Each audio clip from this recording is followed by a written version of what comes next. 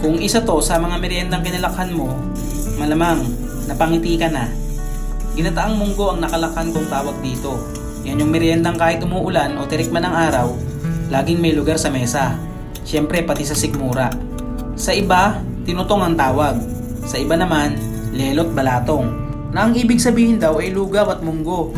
Kumbaga nilugaw na munggo. Iba-iba man ang tawag, isa lang naman ang sarap na babalikan.